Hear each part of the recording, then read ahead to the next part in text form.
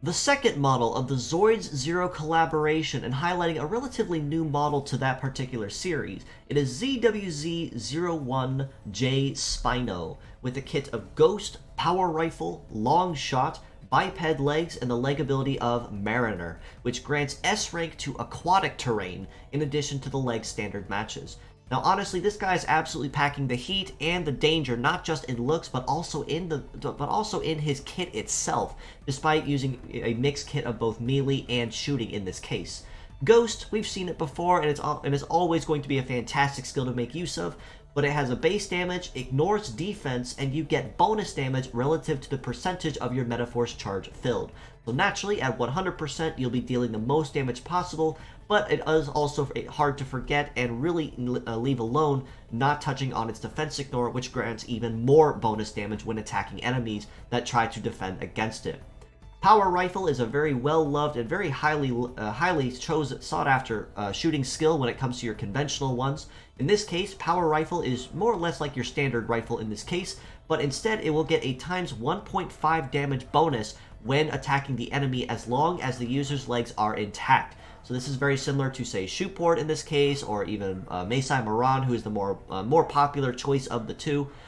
Longshot, of course, we have seen a fair couple of times, but it is becoming more and more common in this case. Simply put, it is a shooting-based skill that will grant bonus damage relative to how far away the target is from the center line. Meaning, if you can catch a foe in their cooldown right before they finish their turn, or right as they start their heat phase for their next turn, you will absolutely deal the highest amount of pain and damage possible, whereas if you catch them closer to the line, such as say on the first turn once the fight starts, it won't be nearly as high. And of course, the biped legs means he's going to have very solid terrain coverage just about anywhere very easily, but the Mariner ability honestly is really nice too, as it's not only a passive that grants an additional S rank, but it is on a terrain specifically that almost no one except aquatic legs is really good on. Which honestly means on terrain where aquatic legs may be the go-to and you're fighting someone with anti-C, this is a good way to counteract it and guarantee that Spino will not be put down as easily or crippled as easily by someone trying to capitalize on that terrain and that advantage. Across the board, though, he is actually very tanky, and I honestly argue just a little bit better than B. Liger in this case. At about a little over 3,500 HP for the head, about 3,400 per arm, and almost 4,500 for his legs, means he can definitely take the hit and keep on kicking. With a melee resist of 1460, that means he's absolutely going to be able to take the hit, especially in close quarters without anything really crippling him.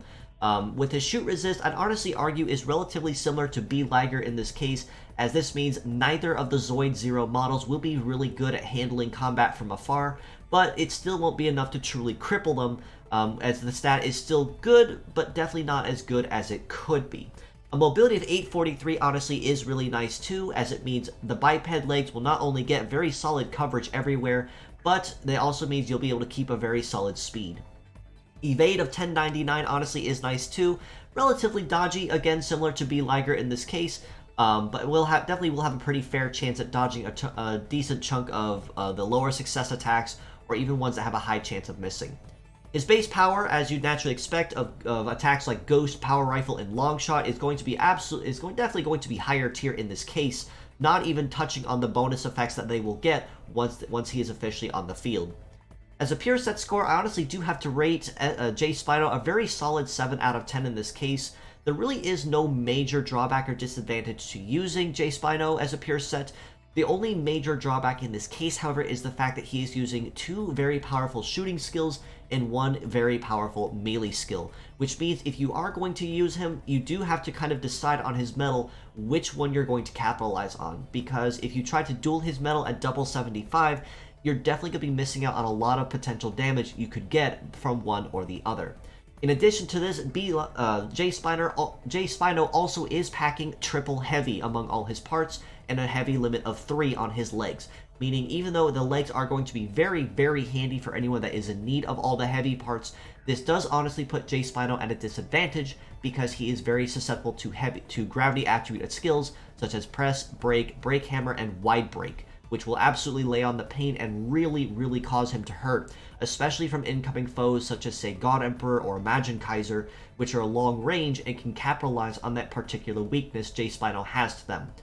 As mixed parts, on the other hand, I have to rate him higher at an 8 out of 10, primarily for the fact that Ghost, Power Rifle, and Longshot as a pure set may not coincide or mesh very well together, but apart, you can absolutely capitalize on them. And honestly, it goes without saying over how powerful all of his skills can be, or just how handy his legs can be in addition to that if you do choose to mix up his skills and use them across the build, say on dedicated shoot nukers or dedicated melee punishers.